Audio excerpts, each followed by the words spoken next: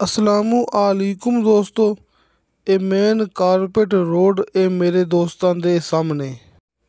ਅੱਜ ਮੇਰੇ ਦੋਸਤਾਂ ਲਈ ਬੜੀ ਹੀ ਖਾਸ ਲੋਕੇਸ਼ਨ ਤੇ ਬੜਾ ਹੀ ਮੁਨਾਸਿਬ ਕੀਮਤ ਵਾਲਾ ਰਕਬਾ ਹੈ। ਵੇਖੋ, ਇਹ ਕਾਰਪੇਟ ਰੋਡ ਤੋਂ ਆਪਾਂ ਇਹ ਦਾएं ਜਾਨੋਂ ਨੀਚੇ ਉਤਰਦੇ ਪਏ ਹਾਂ ਨਾ, ਇੱਥੋਂ ਸਿਰਫ 30 ਫੁੱਟ ਫਾਸਲਾ ਜੇ।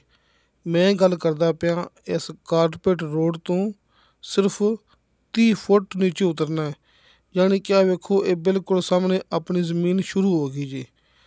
जिथे लगे ना दरख्त, ये अपनी ज़मीन है। ये वेखो, इथों अपनी ज़मीन शुरू होती पई है। ये रस्ता सरकारी है, दोस्तों नूं मिलेगा सरकारी रस्ते ते फ्रंट, ते दोस्तों नूं इंशाल्लाह अन करीब पक्के रस्ते दा फ्रंट मिलेगा, क्योंकि दूसरी साइड ते रस्ता पक्का बनना शुरू हो गया है।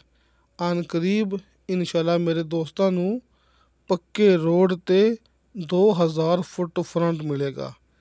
ये 50 कनाल ज़मीन मेरे दोस्तों के सामने, रस्ते सरकारी ते फ्रंट है, लेकिन इंशाल्लाह अन करीब दोस्तों नूं आने वाले वक्तां दे विच 2000 फुट फ्रंट मिलेगा पक्के रस्ते ते फिल वक्त मेन कारपेट रोड तो आपां सिर्फ 30 फुट नीचे उतरे हैं। रस्ता सरकारी बिल्कुल 100% एक खालस मट्टी वाली ये ज़मीन मेरे दोस्तों के सामने, बिल्कुल प्लेन, बिल्कुल पद्धरा प्लाट, मुनासिब कीमत वाला मेरे दोस्तों के सामने। ये आबादी वेखो, आस पास डेरे है ने, आस पास आबादी हैगी, बिजली मौके ते मौजूद है, यानी कि बिजली मेरे दोस्तों नूं मौके ते मिलेगी। दोस्तों, तिन्ना शहरों के सेंटर दे विच अपनी ये ज़मीन हैगी जे। इस ज़मीन की लोकेशन बड़ी ही शानदार है। मैं गल करदा पिया तिन्ना शहरों के सेंटर दे विच अपनी ये ज़मीन हैगी जे।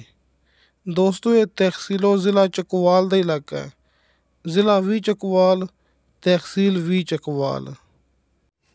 मेरे फार्म हाउस के शौकीन हज़रात डेयरी फार्मिंग, पोल्ट्री फार्मिंग यानी कि कंट्रोल शेड लई, बागात लई ये बड़ा ही खास मौका है, यानी कि किसी भी लिहाज नाल ये बड़ा ही खास मौका है।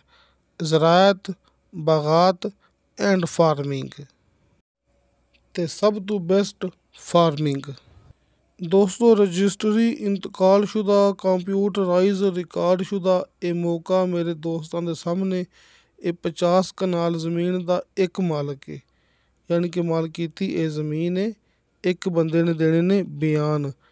ते नीचे दोस्तों नूं 70 फुट ते शर्तिया मीठा पानी ते बेशुमार पानी मिलेगा, यानी कि नीचे 70 फुट ते पानी मौजूद है। दोस्तों, फेक वीडियो तो बचो, हकीकत की तरफ आ जाओ।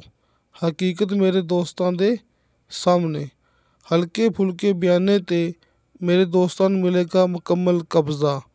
अल्लाह का शुक्र है कि सब तो पहले एक काम हाजी अरफान अब्बास साहब ते उन्हां दी टीम ने शुरू किया सी, यानी कि हल्के फुल्के बयाने ते ये चकवाल वाली साइड ते हल्के फुल्के बयाने ते ज़मीन का कब्ज़ा लैके देना, ये सब तो पहले आपां ही काम शुरू किया सी।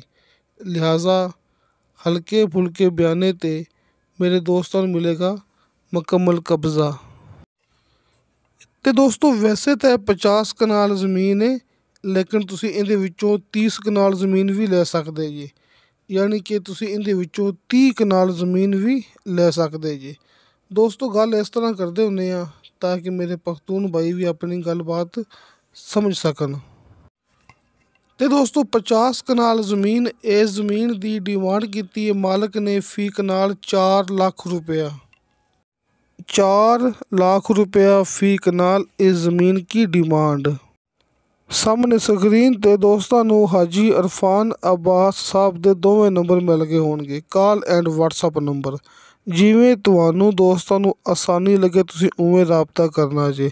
हाजी अरफान अब्बास साहब दे दोवें नंबर मेरे दोस्तों के सामने।